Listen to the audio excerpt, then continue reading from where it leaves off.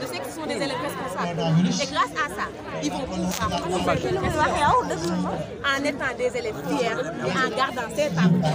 Premièrement, pour ceux qui passent tout le temps à sortir les tables bas d'or dans les cours, ne le faites pas parce que vous pouvez vous engager à le garder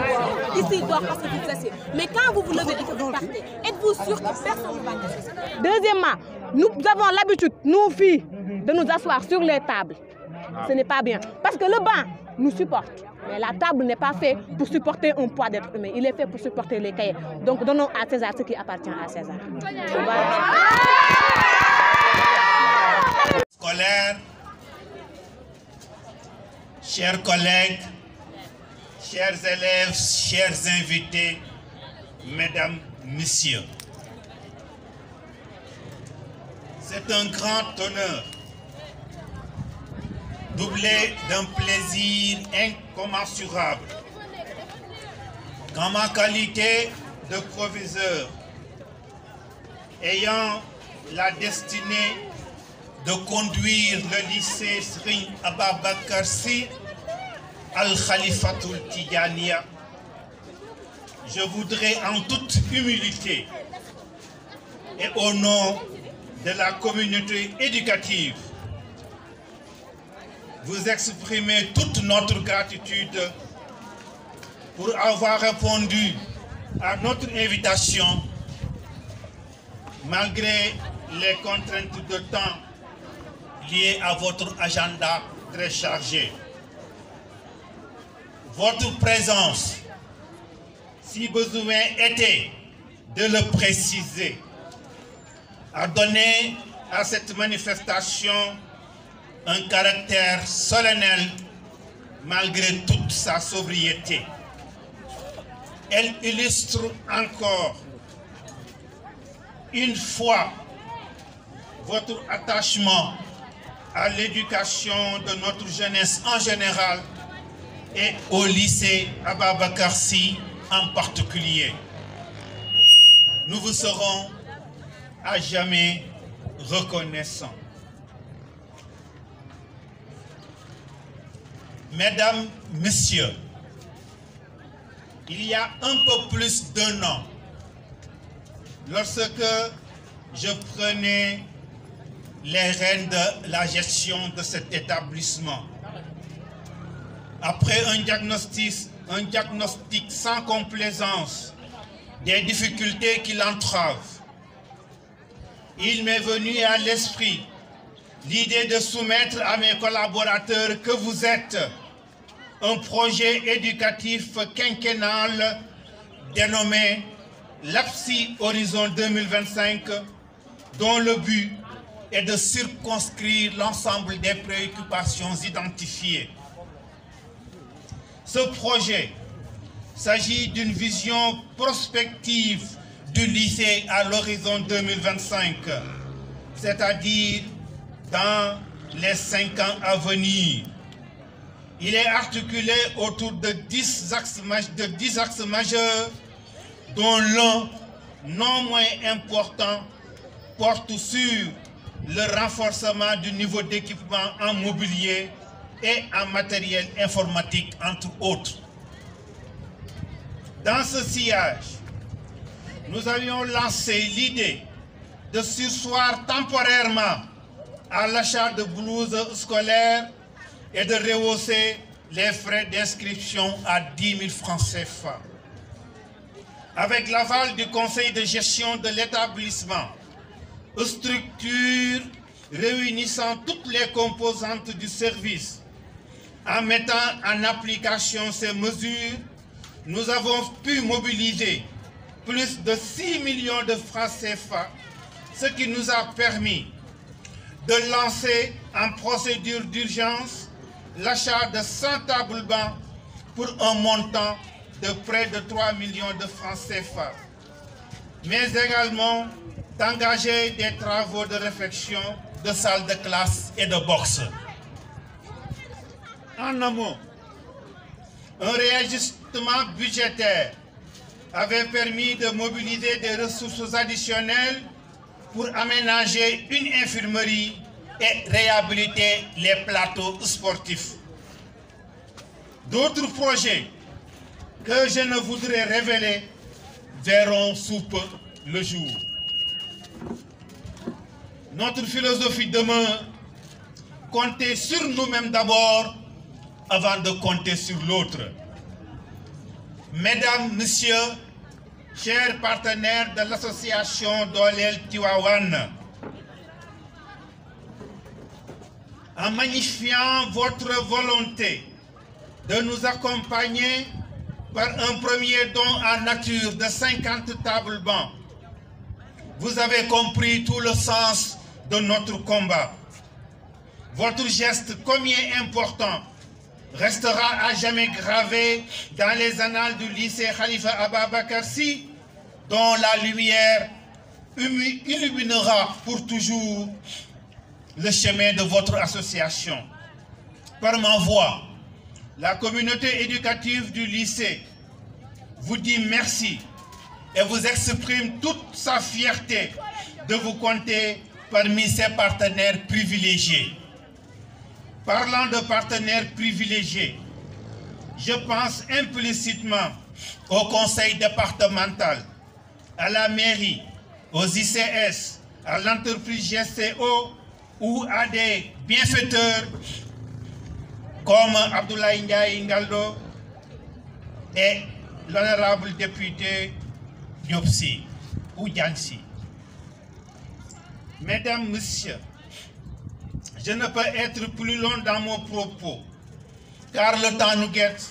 et le contexte de pandémie inquiète. Je voudrais seulement, pour terminer, vous réitérer notre considération distinguée et vous souhaiter la bienvenue. Merci de votre aimable attention. De ces autorités académiques. Monsieur, vous avez la parole.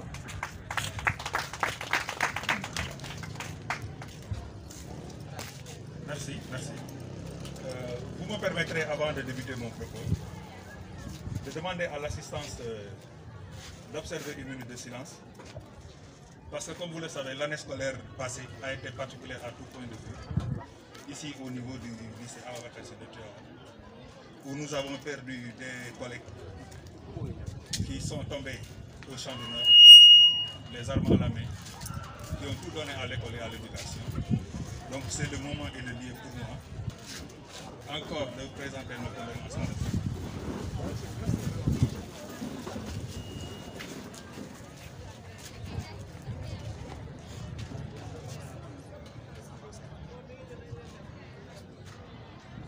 Merci. Monsieur le Proviseur, Monsieur le chef de l'unité départementale des ASP de Tivaouane, Mesdames et Messieurs, à vos titres et qualités, je voudrais, au nom de Monsieur l'inspecteur d'académie, Pape Baba Diassé, et au nom de Monsieur l'inspecteur de l'éducation et de la formation de Tivaouane, Monsieur Amadou Dia, vous remercier pour cette cérémonie qui nous réunit aujourd'hui. Je voudrais donc vous dire que l'IA en personne avait décidé de venir présider la réunion. Malheureusement, le ministre de l'Éducation nationale, au moment où je vous parle, est au niveau de l'académie pour une visite de travail, ce qui a mobilisé l'ensemble des IF de la région et de l'IA lui-même. Donc c'est la principale raison qui explique son absence pour cette cérémonie. Donc, monsieur le proviseur, l'inspecteur de l'éducation et de la formation de Tivaouane m'avait demandé de vous transmettre les remerciements de monsieur le ministre de l'Éducation nationale pour le travail que vous êtes en train de faire à la tête de ce lycée, qui est un lycée d'excellence. Si on analyse les résultats de ce lycée, l'année dernière, les résultats nous ont permis à l'inspection d'académie d'être la deuxième académie du Sénégal, parce que tout simplement, à tout point de vue, les résultats venant de Tivaouane ont pu véritablement relever le niveau au niveau académique. Donc pour ça, nous remercions l'ensemble des acteurs qui ont contribué à ces résultats, commençant par le proviseur qui a pu insuffler un management de qualité, remercier l'administration qui a été à ses côtés, mais particulièrement rendre un hommage au corps professoral, c'est-à-dire à l'équipe pédagogique, sans qui peut-être ces résultats-là n'auraient pas été possibles. Donc, chers professeurs, chers collègues, l'inspecteur d'académie vous remercie. Donc, nous sommes aujourd'hui à Tivaouane pour procéder à la réception d'un don de matériel en table-banc pour permettre aux élèves de pouvoir continuer les enseignements-apprentissages dans les meilleures conditions de performance et de réussite. Et cette initiative vient d'un groupe de jeunes qu'on appelle Dolel Tivaouane. Donc c'est le lieu pour moi, au nom des autorités académiques et scolaires, de remercier ces jeunes qui ont su insuffler un état d'esprit ici à Tivaouane pour venir au moment où c'était le plus demandé, pour apporter une aide aussi précieuse et permettre donc au lycée de Tivaouane de pouvoir régler un problème qui, depuis le début de l'année, constituait un véritable obstacle au bon déroulement des enseignements-apprentissages. Donc à ces jeunes, nous disons merci pour ce que vous avez fait. Je crois que l'acte vient à son heure. Vous avez été au rendez-vous. Et ce que vous avez fait doit inspirer d'autres jeunes de votre génération et doit aussi inspirer d'autres Tivaouanois pour que cet acte-là soit perpétué, pour que le lycée de Tivaouane puisse régler définitivement le problème qui est lié au problème de mobilité. Mais jusqu'à présent, beaucoup pensent que c'est une partie de la solution, mais la vraie solution viendrait probablement de la création d'un second lycée à Tivaouane qui permettra véritablement de régler le problème de la massification des effectifs au niveau du lycée de Tivaouane. Je crois que sur cette question-là, les autorités y travaillent et nous pensons que dans les jours à venir, Inch'Allah, on pourra avoir une solution qui va satisfaire l'ensemble des acteurs. Je terminerai donc mon propos pour dire, on a entendu ça et là, qu'il y a des acteurs qui ont ambition d'intervenir pour accompagner le lycée. Tout à l'heure, dans son propos introductif, le proviseur a évoqué le nom de M. Abdoulaye Ndiaye Ngalgou. Je vous confirme que la commande de 200 tables-bancs a été déjà effectuée pour le lycée de Tivaouane. Et il compte les 100 tables, il avait commandé 300 tables-bancs, les 100 autres tables-bancs, il estime qu'il y a des collèges aussi et des écoles élémentaires dans Tivaouane qui ont ces mêmes types de problèmes. Et il va donc donner les 100 autres tables-bancs à ces écoles-là pour les permettre aussi de pouvoir travailler dans les meilleures conditions. Donc voilà, pour ne pas trop monopoliser la parole, ce que je tenais à dire. Finir donc par encourager les élèves, les appeler au travail et surtout à la discipline. Je crois que le lycée est allé à un niveau très élevé. Maintenant, l'autre défi, c'est de maintenir le niveau et de l'améliorer. Parce que si, par extraordinaire, cette année, les résultats vont en deçà de ce que nous avons connu l'année passée, on pourrait penser que ce qui a été fait, ce qui a été consenti par l'association Dolel Tivaouane n'aura pas servi à grand-chose. Et c'est à vous, élèves, de relever ce défi. Je vous remercie au nom de M. l'inspecteur d'académie. Merci beaucoup. Bonjour à tous. Monsieur le représentant du préfet, monsieur le proviseur, monsieur le représentant de l'académie, de l'inspection d'académie et de la formation, chers professeurs, chers parents d'élèves et chers élèves, monsieur le représentant de la Croix-Rouge et monsieur le chef d'unité des ASP, mesdames et messieurs. Donc avant tout, permettez-moi de clarifier quelque chose. En fait, je ne suis pas le président du Dolel Tivaouane. Dolel Tivaouane n'a pas de président. Je suis un simple représentant. Avec toute humilité, nous avons une structure qui est assez différente. Donc, merci de nous avoir fait l'honneur de votre présence à cette cérémonie de remise des tables-bancs. C'est avec humilité et grand honneur pour moi de représenter cette plateforme qui est Dolel Tivaouane. Donc en effet, cette association a été créée par des ressortissants de Tivaouane qui se trouvent un peu partout dans le monde. Pour la plupart qui sont des anciens élèves du lycée de Tivaouane il y a à peine 6 mois. Et cette association se veut comme mission de venir en aide aux populations de la ville lumière. la ville de Seydi El Hadji Malick Sy. Et tout ça dans un esprit de partage, d'échange et de fraternité. Forte de sa jeunesse, de sa culture, de l'agilité, mais aussi de sa grande ouverture et de ses valeurs, elle a pu mener plusieurs activités, donc souvent marquées par le sceau du pragmatisme et de la persévérance. Entre autres, nous avons eu à mettre en place des activités comme les 24 heures avec les handicapés,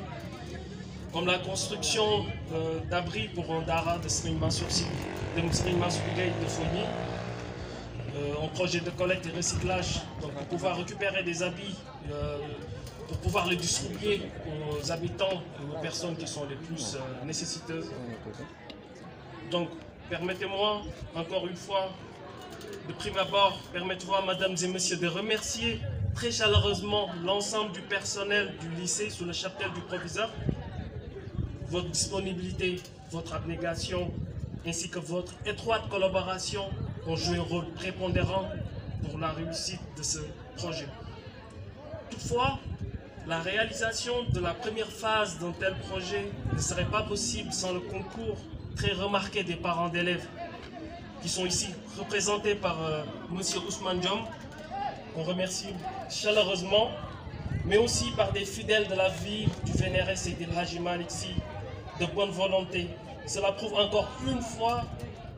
de leur dévouement, de leur engagement sans faille aucune pour l'éducation et la formation des jeunes. Cela a pu mettre en exergue toute l'immensité des possibilités et la force inouïe générée lorsqu'une cause commune rencontre la foi et l'abnégation. Ce projet a été lancé pour aider ce lycée à accueillir convenablement l'ensemble des élèves, avec ce déficit de plus de 600 et 700 tables bancs. 600 élèves qui n'ont pas de table banc ce soir. Donc, de surcroît, nous tenons à exhorter nos jeunes frères et sœurs à plus de responsabilités. L'enseignement est une continuité et l'éducation en constitue son essence même. Il serait ainsi dommageable que le lycée procède à des réparations à chaque année. Chers élèves, vos parents font de vos besoins une priorité. Vos professeurs sacrifient parfois des heures de travail pour terminer vos programmes. Donc vous devez vous abstenir d'annihiler tous ces efforts. À cet effet, vous devez vous porter garant du bien-être de tout le matériel scolaire. Il est important. Donc tout ce matériel scolaire mis à disposition, que cela même puisse servir à d'autres générations. C'est important de le préciser. Au-delà de cet aspect, nous faisons un appel aux bonnes volontés qui ne sont mues par aucune autre intention que le développement de Tivaouane à participer massivement à ce projet, à tous ceux à venir aussi. Dans les Tivaouane, c'est plus qu'une association. Nous sommes une famille. On est complètement apolitique, sans aucune ambition personnelle. L'aventure continue. L'objectif des 250 tables bancs peut être atteint. Et de ce qu'on a pu entendre aujourd'hui, nous le croyons fermement. Ensemble, nous sommes plus forts. Il suffit d'y croire et nous y croyons. Dans les Tivaouane, pour nous, c'est un état d'esprit d'abord. Et nous avons la ferme conviction que vous le partagez avec nous. Toujours dans cette optique de notre collaboration avec le lycée, nous allons livrer très prochainement le site internet l'APSI. Donc nous y travaillons actuellement. Le discours à même de les égaler. Mais sans doute, comme on m'a donné la parole, donc, et en ce jour mémorable, je me dois de faire un petit discours de remerciement, mais aussi à l'endroit de ceux qui accompagnent le lycée de Tivaouane. Je commencerai justement par les résultats extraordinaires du lycée de Tivaouane au vu disons, des problèmes récurrents rencontrés par ce lycée. Si vous regardez à votre droite, on a à peu près 6 salles de classe. Ce sont des abris provisoires que l'APE a construites ici dans ce lycée et depuis lors on attend de nouvelles salles de classe. Il y a quelques années, personnellement, j'ai apporté avec la contribution des partenaires en externe 300 tables bancs, des ordinateurs. Et il y a moins de 6 mois, on a reçu un lot d'ordinateurs de certains partenaires. Mais spécialement aujourd'hui, pour rejoindre M. l'inspecteur Mbaye et M. le proviseur, la solution serait un deuxième lycée au Tivaouane. Ce lycée a démarré en 2006 avec 806 élèves. Aujourd'hui, on est à presque 3000 élèves. Il est temps que des changements soient opérés. Parce que c'est des problèmes récurrents et la solution serait d'avoir un deuxième lycée à Tivaouane. Maintenant, pour ce qui est des tables bancs, comme l'a dit monsieur le proviseur, nous, ici au lycée, on dit que c'est vrai qu'on doit nous aider, mais nous aussi, on n'est pas restés les mains croisées. Donc, en début d'année, on a décidé de surseoir à l'achat des blouses et d'augmenter les cotisations pour en fait détenir une importante somme afin de régler certains problèmes récurrents, d'apporter des solutions à certains problèmes récurrents. Mais, vous dire que nous sommes très fiers de ce lycée, dans la mesure où, comme j'ai dit, au vu des résultats, des excellents résultats du lycée, on a une administration excellente, on a les meilleurs professeurs du Sénégal. Dans la mesure où, moi, en tant que parent d'élève, quand je vois que pendant la pandémie, il y a des professeurs sans crédit, sans même budget, ils ont pris leur portable avec WhatsApp pour donner des cours à distance à des élèves en classe de terminale. Ça montre leur engagement et leur dévouement et leur motivation. Et ça, vraiment, je tenais à le dire. J'avais même demandé à monsieur le proviseur d'organiser une séance pour que je puisse remercier les professeurs pour leurs excellents résultats. Parce que le lycée de Tivaouane fait partie des meilleurs lycées du Sénégal, mais quand on voit le lycée avec vraiment ces conditions, c'est un peu désolant. Donc si on a de bons résultats, c'est parce qu'on a eu de très bons professeurs, mais aussi on a une administration qui suit et qui peut relever des défis. À l'association Dolel Tivaouane, nos sincères remerciements. Ça me fait d'autant plus plaisir que c'est des anciens du lycée qui reviennent. Et donc ces jeunes, malgré leur âge, sont conscients que le Sénégal émergent ne peut se construire qu'avec des ressources humaines de qualité. Et les ressources de qualité, comme M. Souleymane Tal a été formé ici au lycée. Donc le lycée est un cadre idéal pour la formation des cadres des ressources humaines de qualité pour un Sénégal émergent. Donc je ne peux, qu'en mon nom et au nom de tous les parents d'élèves, remercier les donateurs, remercier le proviseur, remercier tous les partenaires et tous ceux qui veulent nous aider, mais qui ne peuvent pas, mais les remercier pour leur bonne intention. Voilà. Mesdames, Messieurs, merci beaucoup de votre attention. Merci beaucoup, Monsieur le Président de l'APE. Je pense que nous sommes à terme de cette cérémonie. Il reste une seule étape, c'est la réception maintenant de ces tables bancs. Peut-être formuler des prières pour que ces tables nous apportent encore plus de résultats. Mais je pense, avant de terminer, je vais rappeler à l'association Dolel Tivaouane un proverbe que Alioune Badara Diagne Golbert avait l'habitude de dire dans son émission Ndar Ragne. Dëkk si dëkk bi defal dëkk bee ko gën wala dëkk bi di la tiitaroo ngay tiitaroo dëkk bi la tiitaroo moo ko gën. Yéen, vous n'êtes pas de ceux qui maintenant se servent de Tivaouane au lieu de servir Tivaouane. Vous êtes en train de servir votre cité. Et là, par ma voix encore, nous vous disons merci, merci, merci infiniment. Monsieur le Président, avec votre autorisation, avec l'autorisation de l'inspecteur, du président de l'association des parents d'élèves, alors nous allons procéder à la réception maintenant de ce don de 50 tables bancs pour le moment. Merci beaucoup, monsieur.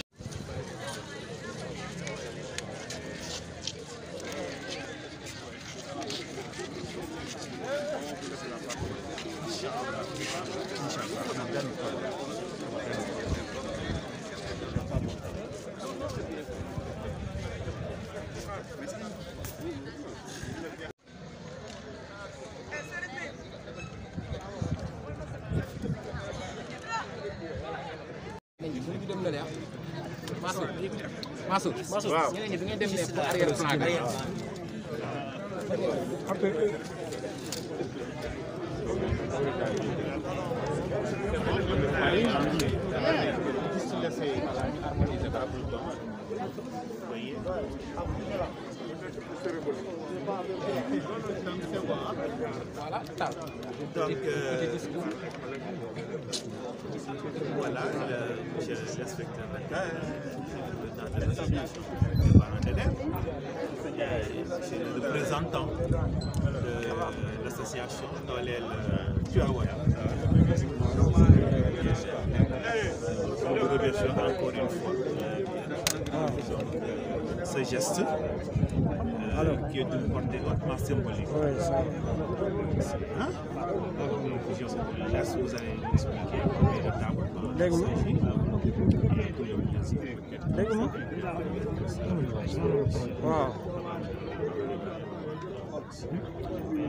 Monsieur le professeur. De 50 tables ont été fabriquées parmi les meilleurs artisans.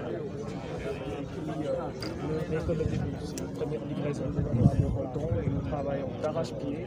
pour en livrer d'autres dans les semaines à venir. C'est un immense plaisir d'être ici représentant de Dolep Tivaouane, de pouvoir aussi lui livrer ces tables-bancs et j'espère que cette collaboration émergente que si et seulement si ces ressources humaines sont de qualité. Or, l'école est le cadre idéal pour forger ces ressources humaines. Et c'est dommage que les autres, je dirais bien même les politiques, ne comprennent pas ces enjeux. Voilà, et je m'en tiens là. Et en tout cas, une fois de plus, nos sincères remerciements aux donateurs et nos félicitations aux proviseurs qui ne cessent d'apporter sa contribution à l'émergence du lycée. Avoir 67% au bac, ce n'est pas donné à n'importe quel lycée, malgré nos maigres moyens et malgré les récurrentes manques de classe, salles de classe, malheureusement. Mais, M. Gueye, nous vous félicitons et nous vous réitérons notre engagement à vous accompagner pour l'atteinte de vos objectifs, Inch'Allah. Voilà. Merci beaucoup. doo ñu defal benn synthèse en wolof ndax xam nga bu ñu génnee mbiri waajur yi dañ koy déglu am na ci ñoom ñoo xamante ni nasaraan bi demewul noonu nga tënkal ñu ko rek ci wolof. Bon nu mu koy tënkee bon yomb na jafe na parce que lii mbégte la ci ñun d'abord ay nit ay xale yu jàngee ci lycée Tivaouane dem ba nekk yàlla may la ñu tekki dellu soit ci lycée jël ci seen doole indi ko ci lycée bi loolu mbégte la. loolu mooy wane ni d'abord lycée bi dafa defar ay nit parce que moom fii la defee secondam ci lycée bi ba terminal mu am fi bac mention bien mu dem jàngi mu distingué wu sax fu mu doon jàngee ba seen proviseur foofu je me rappelle une année on l'a évoqué di remercier di féliciter lycée Tivaouane parce que élèves yi fi jógee yëpp macha allah benn comportement la ñu am comportement exemplaire donc ñoom suñu demee ñëw indi xool que ni lycée bi dafa am ay problème table banc yàgg nañu am problème table banc am na benn at 300 table banc laa indi mais dafa mel na nga jël kuddu ndox nga sotti ko ci dex doo ko sentir xool lycée bi ñaata salle de classe moo fi am pourtant Tivaouane c'est la 5e commune du Sénégal au moment où Pout bi nga xam ne village la woon mu ngi am ñaari bâtiment lycée Tivaouane benn bâtiment rek moo fi amoon et ça c'est pas normal à qui la faute c'est parce que les gens ne s'impliquent pas ou bien que ñi nga xam ne ñoo war a jàppale lycée Tivaouane jàppaluñu ko conseil départemental mu ngi fi mairie mu ngi fi ñeneen ñu ngi fi mais on ne les sent pas même ay cérémonies duñ ñëw et pourtant on les invite man personnellement j'ai fait des correspondances à tous les politiques à beaucoup de responsables mais jamais j'ai eu de réponse man aussi gor laa dama daw ci ginnaaw kenn nous on leur montre bu may indi fii daaw jéeg 300 table banc yi ay jàmbur ñoo ma ko jox ma indil ko lycée alors que waa Tivaouane ñu ngi fii et ça c'est une honte pour Tivaouane alors que même quand on dit lycée Tivaouane meilleur lycée de Thiès pendant 2 années consécutives mais loolu c'est pas pour le proviseur c'est pas pour moi mais c'est pour la ville de Tivaouane la commune de Tivaouane mais donc war na acteurs politiques yi ak ñi ñëw jàppale lycée pour que résultats yi gën a jëm kanam Sénégal mënul dem kanam su fekkee amuñu ay cadres su fekkee cadres yi école la ñu leen di defaree bari ñuy dem université lycée lu ñuy jaar ku amul mention bien doo mën a dugg ci yenn écoles yi te yenn écoles yi soo fa jàngul doo mën a am yenn système yenn xam-xam pour manager wala pour gérer doo ko mën a am parce que n'importe qui on ne prend pas n'importe qui donc ci loolu normalement au vu des résultats chaque année résultats yi di gën a baax au lycée loolu mooy wane ni quoi loolu mooy wane ni que d'abord administration bi mu ngi def liggéeyam professeurs yi duñu xarañ wax ma sax xarañ bi mais duñu motivé am laa biir di jàppale xale yi wax naa ko léegi ci tribune bi bu pandémie bi amee mënoon nañu toog seen kër mais ñu bari ci ñoom avant que ñuy démarrer cours yi pour le bac du ñuy def WhatsApp seen kër di bopp man kenn mosuma demandé dara budget wala lii proviseur mooy loolu mais ñu ngi jàngal xale yi à distance loolu mooy que ni ñoom au-delà de tout ñoom seen objectif mooy xale yi amee résultat yu baax donc man su ma leen remercier mais remercier proviseur remercier professeurs yi donc ñoom aussi ay professeurs yu baax la ñu di jàppale école bi mais aussi je lance un appel à toutes les parties prenantes képp ku mën jàppale lycée nga xam ni soit sa doom mu ngi fi jàng sa sët mu ngi fi jàng wala sa jarbaat donc defaloo ko sa bopp mais askanu Sénégal nga def parce que ñooñu suñu tekkee un jour parce que cadre bu nekkaat ci Sénégal fii ngay jaar te dëkk Tivaouane te Tivaouane aussi a besoin de cadre Tivaouane bëgg nañu premier ministre bëgg nañu ay député bëgg nañu ay cadre de très haut niveau te ñooñu fu ñu jógee suñu jógee lu fi pour dem université nu ñuy nekkee cadre c'est pas possible donc ñoom nañu dimbali pour faire de Tivaouane une vraie ville, une ville vraiment émergente quoi. Comme c'est une tour association bi dooleel Tivaouane mais Tivaouane dañu ko war a dooleel ci diine parce que fii université la. Deuxièmement Tivaouane 5e commune du Sénégal boobu ba léegi mais war nañu dépasser fii sincèrement mais il faut que ñëpp jàpp ci proviseur rek mën na am volonté am man ma am sama volonté inspecteur indi mais ñëpp ñoo ci jàpp ñu mën a àgg fenn donc mënuñu lu dul gërëm di ñaanal yàlla groupe bi xale yu ndaw ñi nga xam demaguñu fenn am xel di indi ci lycée bi ah non ça c'est moi je suis très ému quoi voilà yal na yàlla jàppal leen yal na yàlla bàyyi xel vraiment c'est émouvant c'est émouvant waaw et en tout cas merci encore merci yal na yàlla yàgg la seen taxawaay ngeen yàgg def ay jëf yu mel nii merci monsieur le président proviseur wolof alors mot de la fin proviseur wolof bi tàng na te jàkkaarloog ñun proviseur yitte yi proviseur fi nga ko xamante ni jot amatul ñuy remercier tout le monde rek pour votre présence xanaa di ñaax di soññu yeneen partenaires yi ñi ma cité léegi lu mel ni conseil départemental mairie les bonnes volontés que ñii daal dooleel Tivaouane wane nañu yoon bi ñun loolu dong lay soxla du concret li si des mooy may recommandation bu may def jëmale ko ci xale yi mënuñ ñuy defar ay table banc wala di yalwaani ay table banc ngeen yi dam waaw il faut que loolu leer kon nag ay magum jëmm lañu parce que lycée ku fiy ñëw am nga néew fukki at ak juróom benn kon nag ku damm table banc yow yaa def lu la neex kon nañu bàyyi di taxaw si kaw table banc yi xam nga ni kuy taxaw di julli si table banc ba mu ni ka ci damm xam nga ni boo nee jullit nga da ngay wax lu la neex rek kon nañu bàyyi loolu donc li daal mooy lu ma doon wax xale yi encore une fois je remercie tout le monde encore dama juum saa bu may wax dama ci waroon a bokk parce que comme je dis partie prenante waa ASP ren dafa am innovation ci lycée bi di gërëm préfet ak aussi proviseur nu ma amee xel dem ci préfet pour partenariat di gërëm aussi waa ASP nga xam ni saa yu mu duggee lycée ñu ngi ci bunt bi il nous appuie sur le plan de la sécurité mais aussi sur le plan sanitaire parce que ku dugg dinañ la diriger fële nga raxasu pour les gestes barrières et consorts ça aussi tenir dire on la war a njëkkee avoir Croix-Rouge aussi mais vraiment nit là donc dama juum d'autant plus que je n'avais pas prévu de prendre de faire un discours voilà merci yàlla yàggal taxawaay jërëjëf président waaw ñu jël baax a baax kenn kuñ si jëloo teg ko fii mën mooy wax bi gën a tax seen ñoo jël rek seen baax rek jël teg ma fi mais ñii ñëpp mën nañ loolu noonu largement plus que man di remercier aussi waa Croix-Rouge activité bu ñu mës a def dañuy ànd ak ñun di remercier waa ASP di la remercier yow parce que sans yow je pense que ni lii nii du mën a nekk donc encore une fois di leen remercier yéen médias yi yéen ñi ñu woo leen ngeen bàyyi seen lépp ngeen ñëw di leen wax encore une fois le combat continue on a besoin de vous ñun association lañ boo xamante ne même terme association dañ koy bañ c'est péjoratif plus une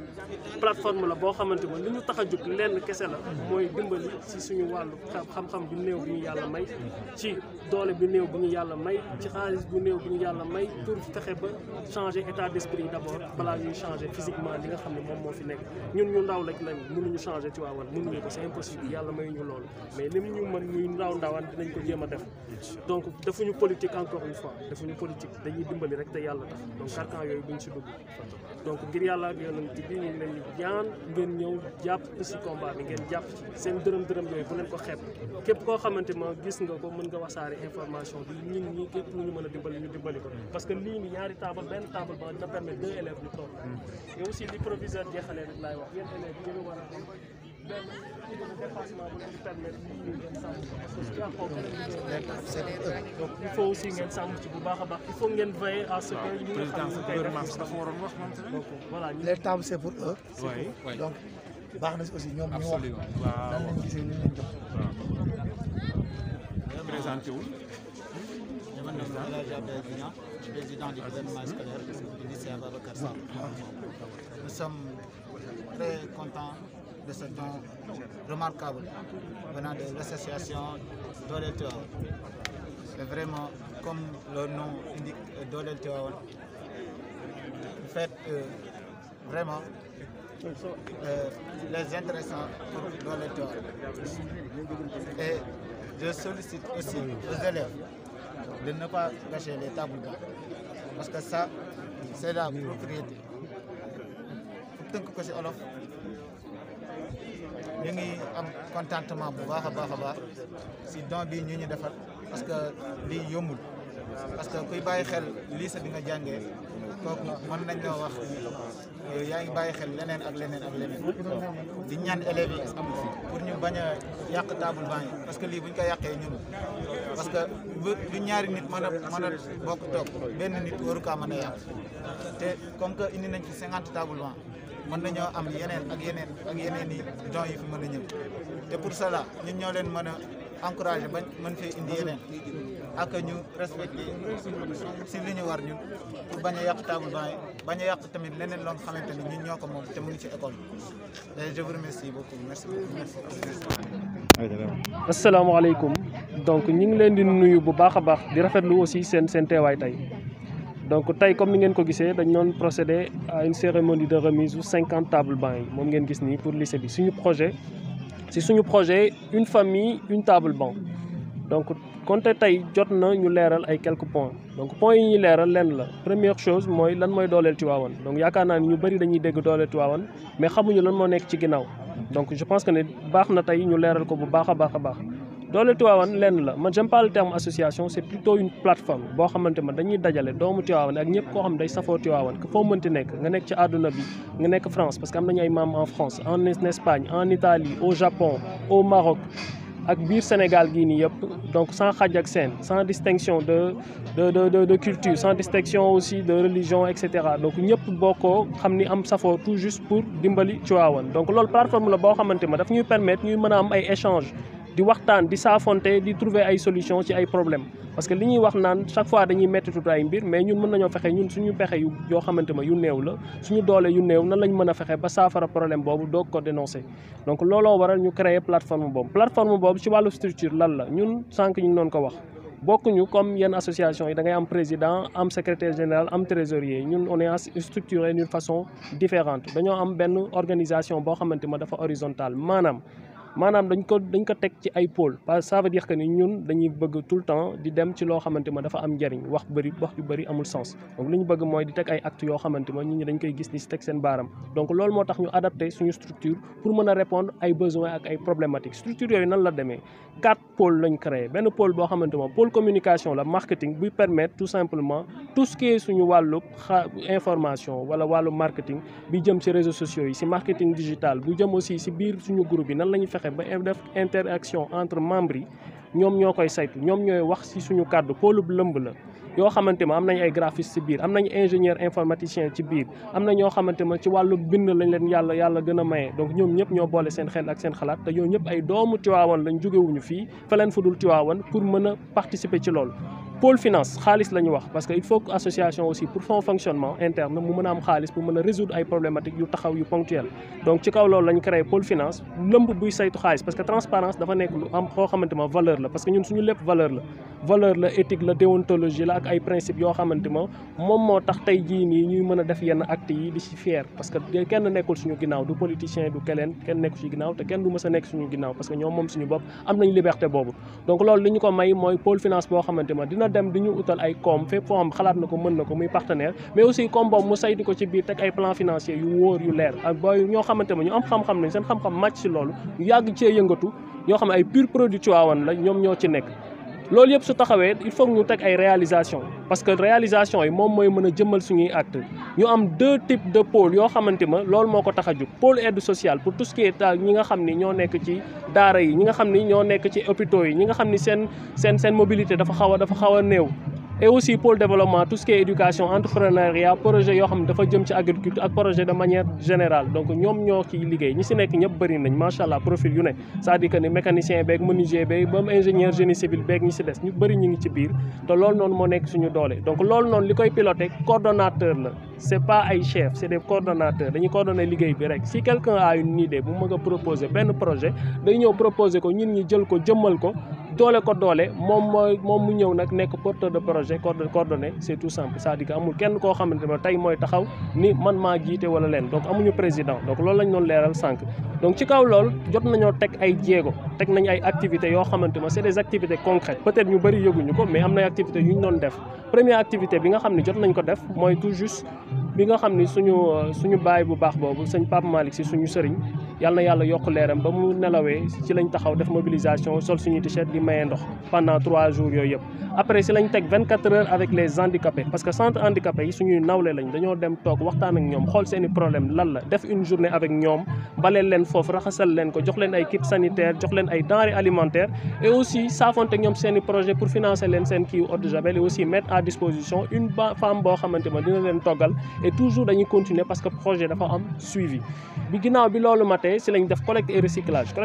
récupérer ay yére yoo xamante ne ñi yaakaar nañ ne peut-être soxlootuñ ko wala yooyu soxla nañ ko mais ñeneen ñoo xamante ne ñoo leen ko gën a yittewoo ñu récupérer nañ ci lu bëree bëri xam naa loolu nañ si ñëwaat parce que phase finale bi lañ toll récupérer nañ ba pare distribution bi rek moo ci des récupérer nañ lu am solo ci wàllu yére loolu nañ si ñëwaat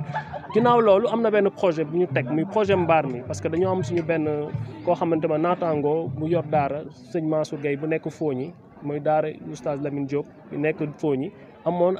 problème mu ñoo xamante ma seen ndongo yi si naaj bi la ñuy nekk taw bi dana leen fekk ñu defal ko mbaar moo xamante ma ñu bëri dañ see jàpp c'est-à-dire que ni ñun dañoo génne suñu xaalis li muy néew li muy bëri ñu jël ko def ko ci moom tamit mu def ci li muy xam muy pexeem muy léppam bàyyi nguraan jàpp ci bu baax a baax di ko remercier de passage donc ñu liggéey ci ba génne loolu mbaar moomu taxaw on a aussi CMU couverture médicale universelle don de sang et aussi pour ñëwaat si toujours li nga xam ne moo ñuy booleeg lycée bi parce que à la base dañoo woon benn projet de site internet boo xamante ne développé nañ ko ba pare ñu ko déployé si semaine yii di ñëw incha allah parce que école bi dafa war a am vitrine dañoo war a dajale ñi nga xam ni ñoom ñëpp ñoo xam ne dañoo war a nekk ci lycée bi que ça soit muy anciens élèves yi professeurs yi parents d'élèves et cetera donc loolu moo waral ba ñu yëg ni problème bi gën a jàmp sax problème mu table banc yi la si lañ taxaw créer concept bi une famille une table banc ci loolu ñi ngi jaajëfal bu baax a baax toute la population de Tivaouane parce que dañ see jàpp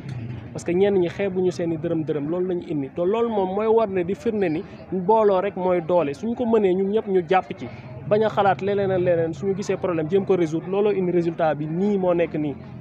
parce que du wax kese parce que parents d'élèves yeeg bonne volonté yoo xamante ne sax dëkkuñu Tivaouane ñoom ñoo génne seen xaalis gis initiative mu nekk initiative bu rafet rek ñu jël ko indi ko teg ko fii donc ci cadre loolu nañ jébbal dans pas longtemps nañ jébbal lépp loo xam parce que ñun ci transparence la ñuy dox table banc yi ñaata lañ ko jëndee ñaata lañ ko livré ñaata lañu récolté ci wàllu xaalis suñu compte yi ñu génne ko début date bi nga xam ne lancé nañ programme ba fin bi ñëpp gis lépp mu leer nañ ñu xam ne ñun li ñuy dox dañuy dox pour yàlla rek moo tax ñun ci bëri ñu ngi ci yàq ay xaalis bu dul jeex donc lii nii soxlawul yenn wax yu bëri dañuy jëf rek ñu avancé ñi ngi ñaan aussi ñeen ñi nga xam ne yëgoon nañ ko di ci am sikki sàkk nañ dimbali bu baax a baax parce que li ñuy def nii c'est un acte boo xam dina dimbali ñi nga xam ne ñoo nekk ci école bi te ku ne am nga ci sa doom am nga ci sa sët boo xamante moom mën na fi jàngee donc après lépp loo xamante moom wàllu ñuy dimbali ci biti ñun ba léegi nii recevoir guñu benn aide boo xamante moom jógee na ci kenn non ñun dafuñu politique carrément loolu dafa war a leer mais duñu dàq citoyen boo xamante ma dafa bëgg a ñëw dimbali te dimbali rek moo ko tax su dee dimbali rek moo ko tax nañ ko wàll l'accueillir à bras ouverts pour mu dimbali parce que citoyen la comme ñun mais carcan wu politique dugguñu ci nekkuñu ci amuñu temps boobu très sincèrement di jaajëfal ñëpp di leen jaajëfal donc lépp loo xamante ma dégg nañ ko ci presse beeg wala affaire demee noonu loolu ça nous intéresse pas parce que ba léegi kenn interpellé wuñ ci physiquement parce que suñuy wax dafa wax ñoo xamante ma dañoo war a toog wax comme ay responsable parce que ñun tamit ay responsable lañ peut-être que néew nañ ci âge mais ay responsable lañ aussi mën nañoo toog waxtaan mettre les points sur les i ñu avancer parce que su dee dañoo bokk même objectif muy dimbali rek te yàlla tax sans intérêt aucun donc waruñu yenn ñi ñu ciy dugg donc du ñu dugg ci loolu di citer ay nom quoi que ce soit mais dañuy def te yàlla tax et on avance képp ku bëgg ñu waxtaan ak moom nañ waxtaan ak moom bu baax a baax y a pas de souci ñun dawuñu loolu nañu waxtaan mais na nekk dans les règles de l'art ñu teg ko ci yoon ñu toog waxtaan xam ni jàppale rek moo tax a jóg ñun ñëpp ñoo bokk combat bi donc ñu si woo encore une fois képp koo xamante ma sa désir jàppale la soxlawul sax ngay xalaat naan ñii nangam am nga suñu numéro mën nga ñu woo personnellement t'as pas besoin di jaar si ay intermédiaire moo yàq lu bëri donc tu peux tout simplement nous joindre à travers ñun nii suñu pôle communication ñu bëri ñu ngi si liggéey bu am solo mën nga leen a contacter ñoom ñu boo lancé benn initiative mu poussé ñi nga xamante ni peut-être naaw ñu koon def ñu def ko loolu da nga si am fierté bu baax a baax parce que objectif bi lan la woon am ay table banc pour lycée bi donc ñun bu ñu ko lancé indi nañ 50 table banc am na ñoo xamante ne dinañ indi 200 table banc donc loolu lépp fierté la pour dooleel Tivaouane parce que lépp si Tivaouane la jëm lépp si lycée bi la jëm donc fierté la bu baax a baax dañ siy kontaan di si kontaan te di leen jaajëfal di leen wax ni lii nii ñoom ëllëg war ñoo taxaw di xaar initiative yi ñëw ñu koy kii ñoom ci boppam ñoom ñoo war a promouvoir initiative yu mel nii parce que ñoom am yegg nañ foo xamante ni peut-être ñun yegguñ fa ñoom am nañ capacité yoo xamante ñun peut-être ñun amaguñ capacité boobu donc di leen jaajëfal di leen remercier di leen sant di leen wax ni liggéey bi ñun ñoo ko bokk ñun ñëpp benn lañ ñun ñëpp Tivaouane moo ñu tax a jóg donc ñun ñoo ko bokk bu baax a baax ñoom ñoo ngi seen ginnaaw donc di leen jaajëfal sant yàlla bu baax a baax. école bi di nga xam ni